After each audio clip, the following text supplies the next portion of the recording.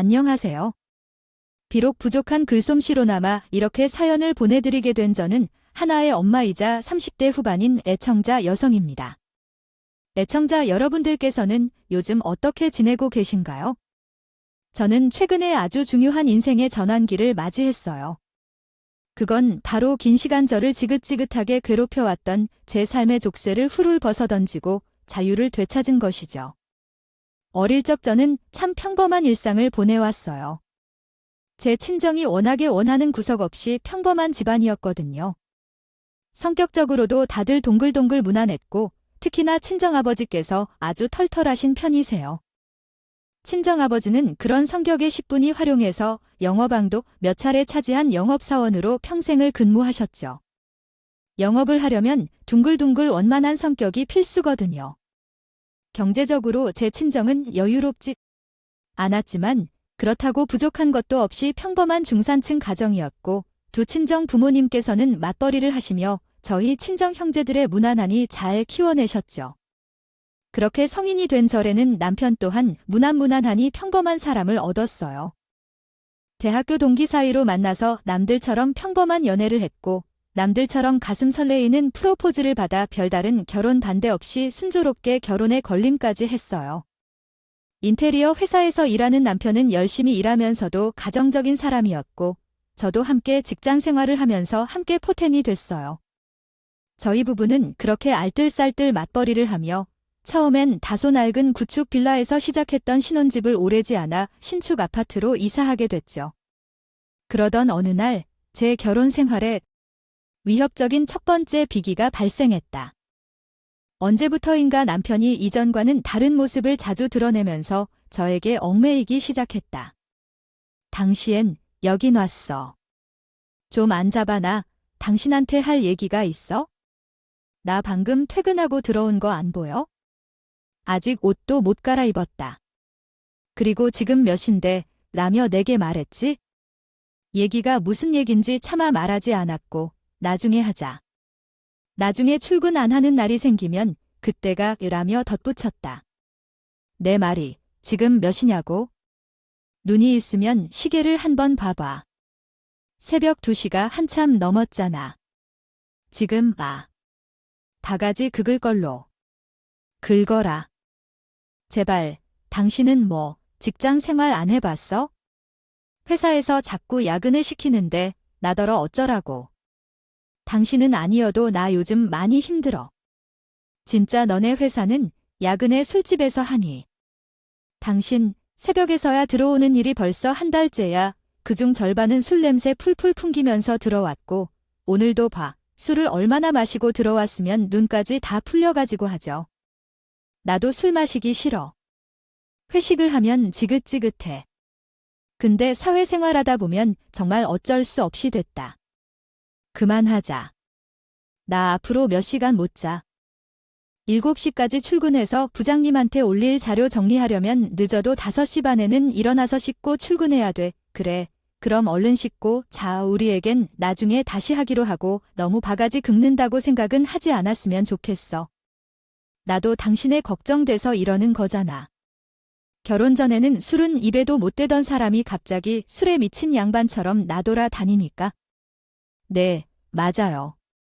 그 무렵에는 남편이 직장에서 매일 거의 한 달 내내 야근해야 했던 상황이 있었어요.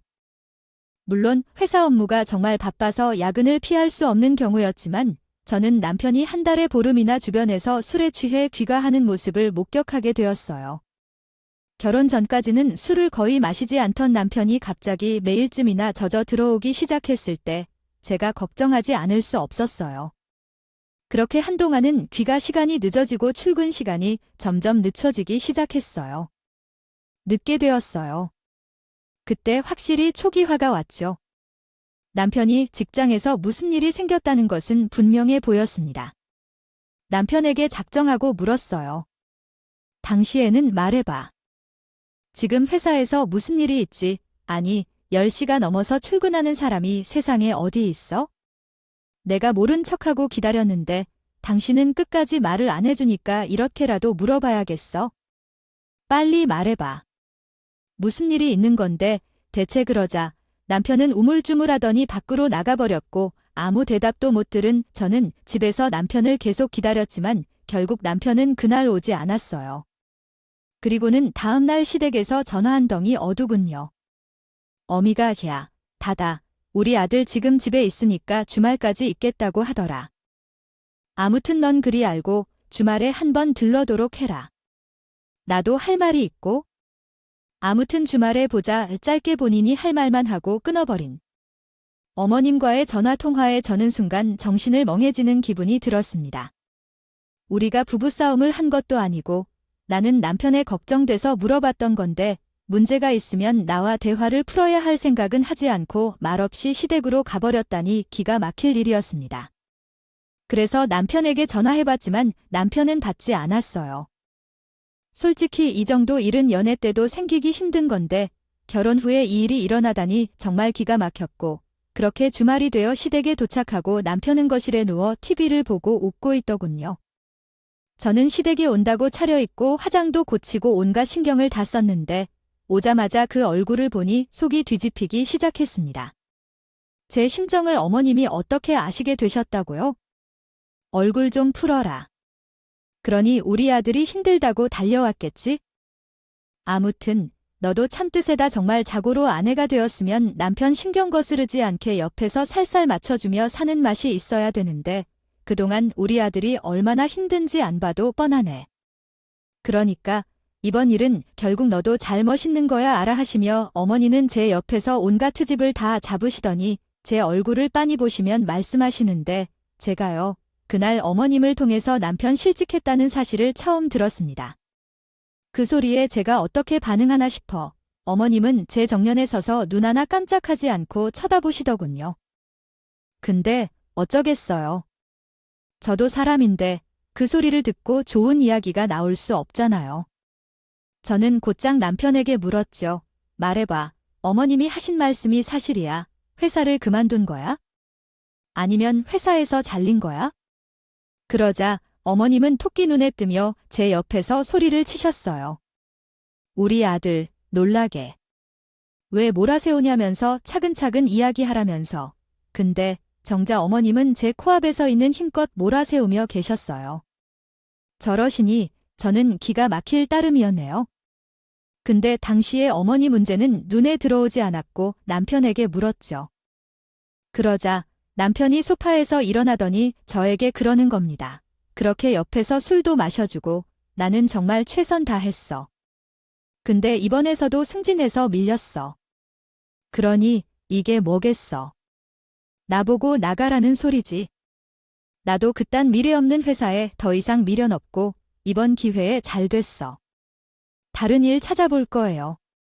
그거 생각 정리가 잘 안 돼서 당신한테 말 못하고 있었는데 당신이 너무 화를 내니깐 내가 할 말이 없어서 잠시 나와 있었던 거야. 저는 당시 할 말이 정말 많았지만 시댁에서 할 소리는 아닌 듯해서 일단 남편에게 집으로 돌아가자는 소리만 했습니다. 남자는 한참 동안 우물쭈물하더니 알겠다 하며 저와 함께 집으로 돌아왔고요. 한순간에 백수가 된 남편을 데리고 오는데 오만 가지 생각이 다 들었습니다. 근데 저희 시어머님 참 대단한 분이셨어요. 문제 해결을 다른 곳에서 시더군요.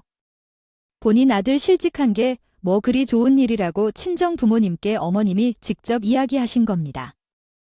친정 엄마한테 그 소리를 듣고 얼마나 기가 막히던지 결국 상견례 이후 처음으로 양가 어른들이 한자리에 모이셨어요. 이미 서식은 들으셨겠지만 애들이 결혼한 지 얼마나 됐다고 벌써 이런 일이 생겨서 말이에요. 이건 양쪽 집에서 떡을 줘야 하는 상황 같아서 제가 이 자리로 모셨습니다. 이대로 두고 볼 수는 없는 노릇 아니겠어요 하시며 남편이 그동안 회사에서 얼마나 힘들었고 탈모까지 왔으며 별의 별소리를 어머님이 직접 그 자리에서 술술 하시더군요. 그 모습을 보는데 예전에 우리 시어머님 첫 상근례 자리에서 본 자랑하는 모습은 30분 넘게 하던 모습과 비교되어 참 씁쓸했습니다. 하지만 쓸데없이 자존심을 부리거나 끝까지 우리 아들 잘났다 하는 것이 아닌 힘들다 도와달라고 솔직하게 말씀하시는 모습은 차라리 이게 낫다 싶었습니다. 그렇게 한참을 양가 어른들이 말씀하시다가 저희 친정아빠가 먼저 구체적인 해결책을 말씀하시더군요. 우리 이렇게 합시다. 사돈. 우리 김서방이 어엿한 회사 사장이 되면 아무래도 더럽고 치사한 일을 좀 덜 겪게 되지 않겠어요. 그러니 양과 아버지들이 조금씩 도와서 우리 김서방한테 사업 하나 차려줍시다. 그렇게 그래 양가의 아버지들께서는 제 남편에게 인테리어 사무실을 하나 차려주기로 의기투합하셨어요. 쉽게 말해서 사업을 차려주시기로 한 거죠. 평생을 우등 영업사원들에 근무하셨던 제 친정아버지께서는 남편에게 영업라인을 전수해 주시기라 하셨고 시아버지께서는 대출까지 받아가며 사업자금을 떼주기도 하셨죠. 남편은 사업을 시작했고 양가 어른들이 도와주셔서 시작은 괜찮겠습니다. 당신 한편은 열심히 하기도 했고요. 삶이 안정기에 접어들다 보니 자연스럽게 아이가 태어났고 물론 모든 상황이 완벽하게 돌아간 건 아니었지만 그래도 전 행복했어요. 엄마가 됐으니까요. 저랑 남편을 꼭 닮은 사랑스러운 아기의 엄마라고 말이에요. 하지만 진정한 위기는 출산 이후 시간이 조금 지나면서 찾아왔습니다. 당시 전 지독했던 난산으로 인해 건강을 크게 해친 탓에 부득이하게 직장을 그만둔 채로 친정에 머물며 치료와 요양을 병행하고 있었는데요. 사업률로 바쁘다면서 좀처럼 찾아오지 않던 남편이 많이 지치고 쇠약해진 모습으로 나타났어요. 왜 그래? 사업이 뭐가 잘 안 풀리나? 당신 지금 지쳐있는 모습이 예전에 그 부장녀라는 대시 달렸을 때처럼 똑같이 축 늘어져 있어? 그러게나 말이야. 양과 아버님들께서 한마음 한뜻으로 마련해 주신 사업인데.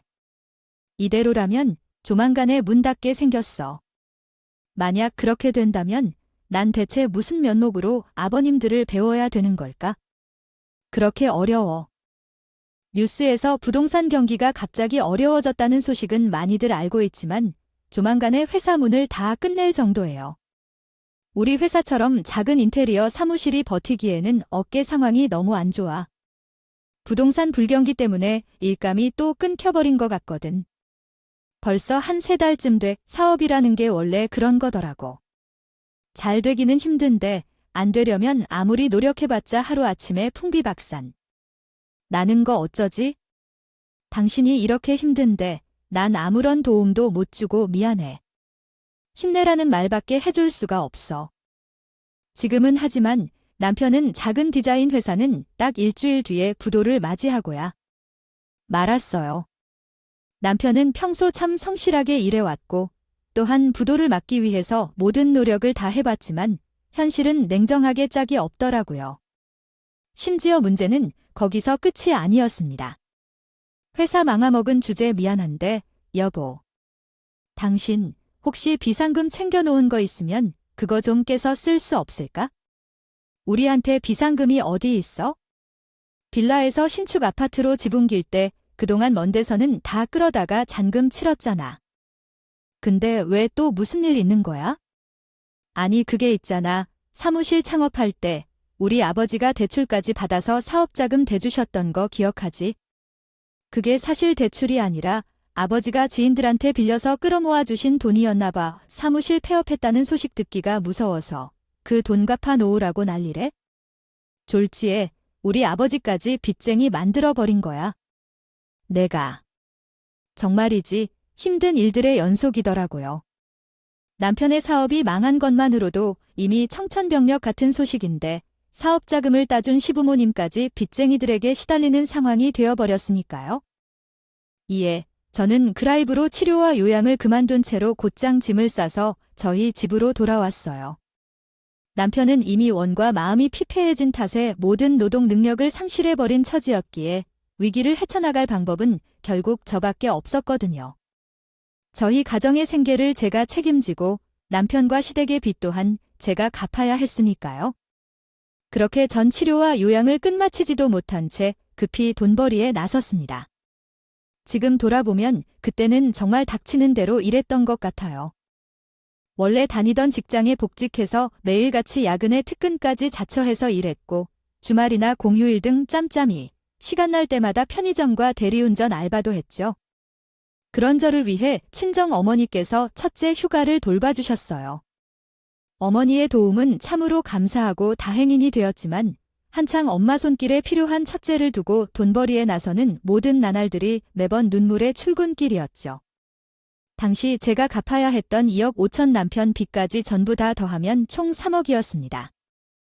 예전엔 매일매일 가계부를 10원 한 장까지 꼬박꼬박 작성해가며 생계를 책임지고 빚을 갚기 위해 노력했지만 3억이라는 금액의 막중한 중압감이 수시로 제 심장을 짓눌렀어요. 그럼에도 그때 제 모든 시간들이 오직 힘들지만은 않았던 건 남편 덕분이었습니다. 남편의 저에게 무척이나 잘해줬거든요. 남편은 사업 실패의 청각으로부터 간신히 그리고 아주 조금씩 마음을 추스려가며 소소한 아르바이트를 시작했어요.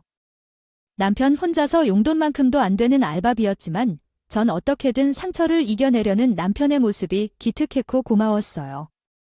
더욱이 남편은 돈벌이에 바쁜 저를 배려해서 설거지와 빨래 등 모든 살림을 혼자 도맡아 해줬고요. 비록 서툰 살림 솜씨였지만 저에게는 큰 힘이 됐고 덕분에 저희 부부의 관계는 위기 속에서도 좋아질 수 있었죠. 하지만 그로부터 몇 년 뒤 딱 한 번만 송금하면 시댁과 남편의 빚을 모두 청산할 수 있었던 어느 날 저는 심야 편의점 아르바이트를 하던 도중 정신을 구해 말았어요. 눈 떠보니 병원의 응급실이더라고요. 그리고 그날 가슴이 미어져 나가는 진단을 받아야 됐습니다. 한소영 환자분 입원에 둘째셨네요.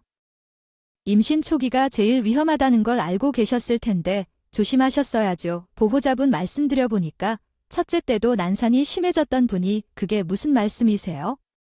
입원이 둘째였다니요. 전 임신한 적이 없는데요. 임신이셨어요. 아무튼 환자분 몸 상태는 이상 없습니다. 향후 임신에도 문제 없을 것 같고요. 다만 건강이 많이 안 좋은 상황이세요. 건강 회복하기 전까진 유산 위험이 크니까 둘째 계획은 잠시 미뤄두시는 게 좋을 것 같네요. 잠시만요. 선생님, 혹시 다른 환자랑 헷갈리신 거 아닌가요? 안소영 씨 차트 맞고요.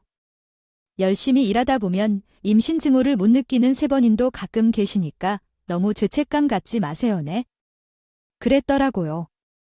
당시 저도 모르는 사이에 둘째를 임신한 상황이었다고 해요. 그저 전 남편과 시댁의 빚을 갚아야 한다는 일념 하나로 잠에서 깨어있는 거인 모든 시간에 죽어라 일만 해왔던 탓에 태화와 제 건강이 상하는 줄도 몰랐던 거죠. 심지어 가뜩이나 저는 첫째 때 난선을 겪은 몸이라 그런지 둘째 아이가 그만 하늘나라로 떠나버렸던 거고요. 의사 선생님께서는 죄책감 갖지 말라고 말씀하셨지만 그게 어디 사람 마음대로 되나요? 심장이 통째로 저면 나가는 듯한 죄책감에 전 결국 눈물을 쏟고 말았어요. 바로 그 순간 제 삶의 세 번째 일기가 딱 좋았습니다. 유산 소식에 망연자실 아닌 눈물만 쏟고 있는 저에게 시어머니가 다가와 대뜸이라더라고요. 넌 뭘 잘했다고 주저앉아가지고서는 눈물만 질질 짜고 있는 거니 꼴 보기 싫으니까 링거 다 맞았으면 얼른 일어나서 출근이나 해. 그 말이 너무나도 야. 속했던 저는 처음으로 시어머니에게 목소리를 높였어요. 어머님, 그게 지금 하신 말씀이세요? 다른 일도 아니고 유산이에요. 유산. 사랑하는 둘째 아이들 세상 빛도 못 보게 한 채 떠나보냈다고요. 심지어 어머님은 저랑 같은 여자잖아요. 지금 제 심정이 어떨지 어머님도 충분히 이해할 수 있으시잖아요. 하지만 돌아온 건 시어머니의 코요순과 냉대였습니다. 아이고 며느리, 무서워서 뭔 말을 못하겠네. 이야, 난 말이다. 내가 감히 둘째를 가졌다는 것부터가 벌써 기분이 더러운 사람이야. 왜냐고 나도 머리라는 게 있으면 생각이라는 걸 좀 해보렴. 애 하나 낳아서 기르기도 버거운 세상, 둘째까지 나와서 키워봐. 그게 다 돈 먹는 함하고 내 아들 고생시키는 길밖에 더 되냐고, 어머님. 제가 아범을 대체 무슨 고생시켰다고 이러세요? 제가 왜 유산까지 겪게 됐는데요? 어떻게든 아범이랑 시댁빚 다 갚고 아범 재개시켜보려고 몸부림치다가 이렇게 된 거잖아요. 그래서 너 지금 시어머니 앞에서 남편 흉이나 보자는 거니? 버르장머리가 없어도 이렇게 없을 수가 있나. 아무튼 아범 앞에서는 눈물 한 방울 흘리지만 속상한 기색도 비추지 말고 겨우 마음 잡고 일어서라는 우리 아들. 괜히 또 울적해질라 어머님. 진짜 야속하시네요. 원래 이러셨던 분인 걸 제가 모르고 있던 건가요? 괴관도 좋을 때를 아무렇게나 생각하고 앞으로 명심해 애 더 낳아서 키울 생각이 있으면 나가서 돈이나 더 벌어올 국내나 해. 암호화 화폐에 관해서 얘기 끝났으면 얼른 일어나서 출근해야지. 너 원래 지금 대리운전을 하고 있을 시간이잖아. 그는 시어머니가 미처 몸도 추스리지 못한 저를 병원에서 억지로 퇴원시켜버렸습니다. 그렇게 졸지에 쫓겨나듯 병원에서 떠나던 저는 뭔가 조금 이상하다는 느낌을 받았어요. 아내가 실신해서 응급실에 실려왔고 유산까지 겪는 사이 제 남편은 병원에 코빼기도 비추지 않았거든요. 저로서는 그런 상황들이 도무지 이해가 가지 않았어요. 무언가 단단히 잘못되고 있다는 불길한 느낌만 확 와닿았을 뿐이었죠. 아무튼 그렇게 병원을 떠나던 제 눈에 주차장 구석에서 담배를 피우고 계신 시아버지의 모습이 들어왔어요. 순간 시아버님께서 며느리 유산에 가슴 아파하고 계시는구나 하는 생각이 들었던 저는 시아버지에게 쪼르르 달려가 시어머니의 막말과 퇴원 강요를 전부 하시곤 했는데요. 시아버지가 제 말이 끝나기 무섭게 역정을 버럭 내시더라고요. 4시에 이미 말씀 틀린 거 하나 없는데 어따 대고 호박씨야. 호박씨는 그런 여우짓거리는 대체 어디서 배워 먹은 거라든 느그 친정 부모 양반들이 그렇게 가르치던 학위자 그런 집안에 대해 귀한 아들 장가 보냈으니 이사달이 나고도 남지. 그때 전 시아버지의 말에 유산으로 질책하는 뜻으로 이해했어요. 하지만 아니더라고요. 그 유산 때문에 속상해서 이러신 거면요. 아버님 둘째 임신 중이었는지는 저도 까맣게 모르고 있었어요. 누가 둘째 낳아주기를 바랐다던 둘째 같은 건 멀쩡히 태어날 수도 거부할 판인데 무슨?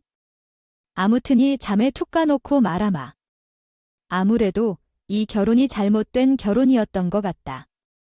결혼 잘못해서 내 아들이 이렇게 고생하고 있는 거잖아. 연이어 펼쳐진 뜻밖의 상황이 저로서는 도무지 이해가 가지 않더라고요. 마치 쓰러졌다가 눈을 떠보니 다른 세상에 떨어져 있는 것만 같은 느낌이었다고 할까요? 그래서 전 뒷걸음질로 도망을 쳐버렸고 정처 없이 걷다 보니 도착한 곳은 친정언니네 집이더라고요. 그런데 친정언니는 제 시부모님이 돌변한 이유를 알고 있는 눈치였어요. 친정언니가 들려준 이야기는 이랬습니다. 제 남편의 회사가 막 망할 위기에 처해 있던 무렵. 그러니까 제가 첫째 임신 중독으로 인해 한참 고생하고 있던 어느 날 시부모님이 제 친정 부모님에 찾아온 적이 있었더라고요. 사위도 아들 자식이란 말이 있지 않습니까? 아범 사업이 망하여 생겼으니 사돈께서 급전을 좀 융통해 주셨으면 합니다. 그러자 저희 친정아빠는 저야 당연히 돕고 싶은 마음이야 굴뚝 같죠. 하지만 저희 사정도 넉넉치가 않다며 말했어요. 저희 사는 집이 워낙에 낡은 탓에 수리하느라 최근에 목돈이 크게 들어갔거든요. 그래서 여의치가 않아요. 그럼 대출이라도 받으면 되는 거잖습니까? 솔직히 저희 아들 사업은 사돈께서 먼저 제안하셔서 성사된 일이잖아요. 일 벌려놓고 발뺌하면 안 되는 거고요. 아니, 그때 얘기된 건 저희 영업을 나이만 전수하고 사돈 쪽에서 사업자금 되자는 약속이었잖아요. 그리고 전 지금 제 딸아이부터 걱정해야 돼요. 의사 말로는 난산이 예상된다는데 심하게는 하반신 마비까지 올 수 있다더라고요. 그럴 때를 대비해서라도 나를 위한 약간의 비상금은 아껴두어야죠. 그게 사회를 위하는 길이기도 하고요. 그런 다툼의 연애를 이어지던 중에 제가 남편과 시댁의 빚을 갚기 위한 돈벌이를 시작하게 됐어요. 이에 친정 아버지께서는 시댁 피까지 갚아주려는 며느리 세상 또 없다. 사돈께서는 돈 요구부터 하실 게 아니라 내 딸에게 고마운 마음부터 품어야 되는 거야 하는 말로 시아버지에게 반박을 하게 되면서 양가의 사이가 지난 몇 년을 1시간 동안 완벽하게 틀어져 버렸던 거죠. 더욱이 제가 손을 버느라 남편의 집안 살림살이를 도맡게 되자 시부모님들은 저와 친정을 아주 원망하게 되었다고 해요. 갈등이나 아들을 위해서 망한 게 제 친정 때문이라고 생각하고 있던 와중에 남편의 집안 살림살이를 도맡게 되자 충격을 받았던 모양이에요. 그래서 시부모님들은 제가 유산을 하게 되지. 남편 살림살이 시키는 개차반 며느리면 나가서 돈을 벌어라 하는 식으로 제 면전에 내가 되고 비꼬아 버렸던 거고요. 그게 너무 억울했던 저는 시부모님을 만나러 시댁에 찾아갔지만 집에도 들어가지 못했어요. 시댁에서 기다리고 있던 남편이 현관 앞에서 절 막아섰거든요. 우리 부모님 당분간 당신 만날 생각 없으시대. 그러니까 그냥 돌아가. 나도 당분간 본가에서 지낼 테니까 그렇게 하라고 했어요. 당신까지 왜 그래?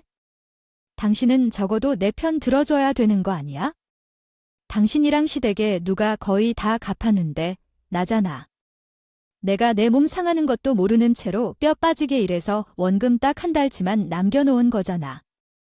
근데 당신마저 시부모님 편들어버리면 난 앞으로 어떻게 살라고.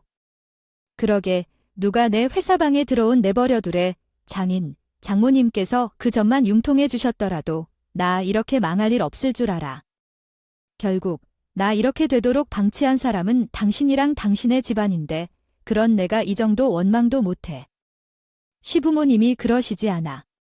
우리 엄마, 아빠 잘못이라고 웃기지 마. 사업 망한 건 당신이야. 당신이 유산에서 쓰러지던 날에 엄마랑 아버지가 그러시더라. 처가댁 잘못 만나서 내가 이렇게 고생하는 거니까 그쪽에서 먼저 굽히고 들어오기 전까지 마음 열어주지 말라고. 아, 그런 거였어. 그래서 병원에 코빼기도 안 미쳤던 거구나. 그리고 넌 그 말을 믿니? 너 스스로 사리분별해 볼 생각은 없어? 우리 아버지 허튼 소리 하실 분 아니요. 그래서 다 믿으니까. 우리 당분간 시간 좀 갖죠. 그 말의 끝으로 남편은 현관문이 쾅 소리와 함께 들어가 버렸어요. 결국 열불이 터져버린 자는 시댁 현관문을 걷어차며 남편 나오라고 소리소리를 질렀지만 굳게 닫힌 문은 열리지 않았죠. 내가 이런 꼴이나 당하려고 그동안 뼈 빠지게 일했던 건가 하는 회의감과 분노가 주체할 수 없이 밀려왔어요. 그 와중에도 웃긴 건요. 습관이라는 게 참 무섭더라고요. 그날 말일에 주어도 모르는 사이에 남편과 시댁 비자의 마지막 원금을 저도 모르는 사이에 송금하고 있더라고요. 비로소 총 3억에 달하는 빚이 모두 청산된 순간이었지만 제 마음속에 공허한 분노와 이연에 대한 막연한 씨앗만이 남아있었을 뿐인데요. 그런 제 마음고생이 친정 부모님 눈에 훤히 보였던 모양이더라고요. 친정 아버지께서 절 불러다 앉혀놓고서는 이렇게 말씀하셨어요. 요즘 부부관계가 많이 소원하지. 아무래도 그게 다 내 잘못인 것 같아 마음이 쓰이는구나. 그러니 내가 직접 나서서 둘 사이를 중지해 볼까 하는데 자리 좀 마련해 주지 않으련. 그 말을 들으면 전 이런 생각이 들더라고요. 자식의 아픔이 다 자기 잘못처럼 느껴지는 게 부모의 마음이라는 거구나. 이처럼 좋은 부모님께 섣불리 이혼하는 모습을 보이는 것 또한 효도는 아니겠구나. 시부모님은 몰라도 남편은 속고 있는 것이니 적어도 남편에게만큼은 마지막 기회를 한번 줘보자. 마침 친정 아버지의 칠순잔치가 얼마 남지 않은 상황이었어요. 이 계절에 남편에게 전화를 걸어서 간곡하게 부탁했죠. 장인어른께서 딸자식을 위해 특별히 마음 쓰시는 자리니 다소 오해가 있더라도 꼭 참석해서 장인어른 말씀 한번 들어봐달라고요. 그러자 남편은 알겠다고 대답했지만 친정 아버지의 칠순잔치에는 끝내 참석하지 않았어요. 다만 남편은 퀵서비스를 통해 선물이랍시고 봉투 하나를 떨렁 꺼내왔을 뿐이었는데요. 그 봉투를 여러 번 친정아버지께서는 그날만큼은 불편한 싱글에 숨기지 않으셨고 면목이 없었던 저는 슬그머니 빠져나와 남편에게 전화를 걸었다 하셨죠. 당신 지금 제정신이야? 우리 아버지 마음을 어떻게 이런 식으로 거절할 수가 있어? 그리고 칠순 선물로 용돈 3만 원 드려도 욕먹을 판에. 너 지금 이게 무슨 짓이니? 어떻게 감히 3만 원짜리 통닭 쿠폰을 보낼 수가 있냐고. 장인어른 치킨 좋아하신다며. 그래서 특별히 준비한 거야. 이거 왜 이래? 솔직히 말해서 장인어른 나한테 해준 게 뭐 있어? 없잖아. 장애인 장모님이 돈만 제때 해줬어도 내 회사 망할 일 없었고 빚쟁이들한테 시달릴 일도 없었잖아. 그런 주제에 3만 원짜리 통닭 쿠폰이면 감사합니다 하고 받아야지. 아무튼 그걸로 퉁치던지 말든가. 그쪽에서 알아서 해. 야, 인간아, 너 왜 자꾸 우리 부모님 때문에 싸움 망했다고 생각해? 우리 아버지 덕분에 내가 한때나마 사장님 소리 들을 수 있었던 거야. 우리 아버지가 영어 라인 전수 안 해줬으면 애초에 사업을 시작할 수도 없었을 테니까. 그런 은혜를 받아놓고 이제 와서 배영만덕하게 뭐 시끄럽고 나랑 계속 같이 살 생각이 있다면 그놈의 성질머리부터 죽여. 우리 그동안 빚다 갚느라 돈 많이 쓴 거 알지? 이제는 차곡차곡 모아야 될 때예요. 그러니까 약속이나 해. 그 말에 즉슨 남편은 앞으로 일하지 않고 놀고 먹겠다는 일종의 선전포고였습니다. 빚 가느라 돈만 있었으니 이제는 모아야 될 때라고요. 그 빚 누구 때문에 생긴 건데요? 우리 친정 부모님 죄값을 치른다 생각하라고요. 우리 부모님이 대체 뭘 잘못했냐고요? 나 참 어이가 터져나가서 정말 그런 분노의 끝에서 저는 마침내 결심했어요. 일단 인간들한테서 남편 시부모하며 사느니 차라리 이혼하고 만다. 내가 하는 결심이었죠. 그땐 개체반들한테 기적을 사는 모습을 친정 부모님께 보이느니 차라리 당당하게 이혼하는 게 진정한 효도라는 생각도 들었고요. 그래서 전 당장의 시댁으로 쳐들어가는데요. 마침 시댁에는 사내짐의 진수성찬이 차려져 있더라고요. 시어머니 아니시모라는 인간이 다들 마음고생 많았다면서 빚 청산 기념 파티를 열었던 거죠. 그 모습을 본 저는 또 한 번 심사가 뒤틀려서는 남편에게 쏘아붙였어요. 사위라는 인간이 장인 칠순에는 코빼기도 안 붙여놓고 심지어 선물이랍시고 3만 원짜리 치킨 쿠폰 하나 덜렁 보내는데 주제 넌 여기서 이러고 있었니? 시부모님 같이 계신 자리야. 여기가 어디라고 감히 목소리를 높여도 피기를 그러자 시부모가 버르장머리 없다는 둥 결혼 잘못이 긴 게 확실하다는 등 한마디씩 거들고 나섰어요. 하지만 그 버러지 같은 것들과는 말도 섞기 싫었던 저는 남편을 통해 그들에 꾸짖었죠. 시부모님이 시부모님 같아야 목소리를 안 높이지. 심지어 니들 빚 다 갚아준 사람이 바로 나거든. 근데 내가 벌어다준 돈으로 지들끼리 사내주미를 처먹어 니들이 그러고도 인간이야? 너 진짜 한번 혼쭐나 볼래? 막말로다가 너희 부모님 아무리 마음에 안 들어도 난 너처럼 무례한 짓거리는 안 저질렀거든. 아, 그래? 치킨 쿠폰은 예절이 바르신 행동인가 봐요. 좋은 말로 할 때 그만해. 내가 진짜 기분이 더러운 건 바로 너야. 시부모들이 어떻게든 이간질을 시키든 간에 적어도 너 하나만큼은 날 믿었어야지. 널 위해서는 얼만큼 희생했는지를 뻔히 봐놓고 나한테 어떻게 이래? 그렇게 외친 전엔 사내진미 밥상을 때려 엎었고 고함을 지키려는 남편의 주둥이에 3만 원짜리 치킨 쿠폰을 넣으며 유유의 자리를 떠나버렸죠. 그리고 곧장 찾아간 곳은 다름 아닌 변호사 사무실이었어요. 그날 변호사님을 향한 제 각오의 첫 마디는 바로 이거였죠. 협의 이혼은 싫어요. 진흙탕 싸움이 되더라도 소송할 거고요. 이혼서 성장에는 그동안 제가 갚아놓은 남편과 시댁 때까지 다 합쳐서 3억 전부 다 내놓으라고 적어주세요. 아니나 다를까 남편과 시댁은 협의 이혼을 원하더라고요. 소송을 해봤자 자기들이 불리하다는 걸. 머리카락도 세워놓았으니까 남편이 헤어스타일을 바꿔도 나를 속일 수 없었어요.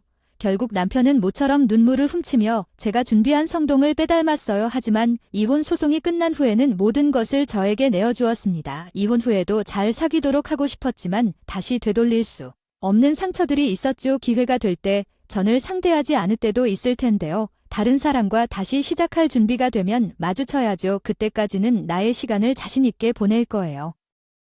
지출에 대한 영수증이 첨부되어 있었고 그 중에 빚과 면대 쓰인 입금 내역도 포함되어 있었어요. 이처럼 증거가 확실하니 법원 입장에서도 제 편에 들어줄 수밖에 없었던 거죠. 그렇게 재판에서 승소하던 날 법정안 나서면서 전 비로소 완전한 자유를 느꼈어요. 그리고 전 마침내 깨달았죠. 제 삶의 족쇄는 지긋지긋한 빚이 아니라 시댁과 남편이라는 사실이에요. 처가를 잘못 얻어서 고생이라던 저희 시부모님, 특히 시아버님은 친정에 찾아와 눈물이 쏟아가며 사과하시는데 그 모습도 참 이상해 보이더라고요.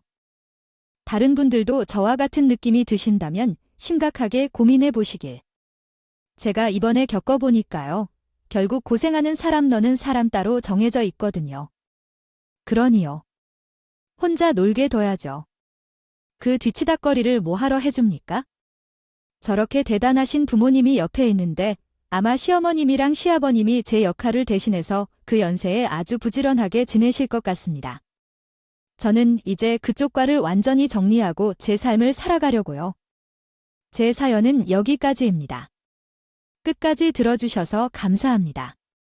오늘도 저희 채널에 와주셔서 감사드립니다. 더 좋은 이야기로 찾아뵙겠습니다. 지금까지였습니다.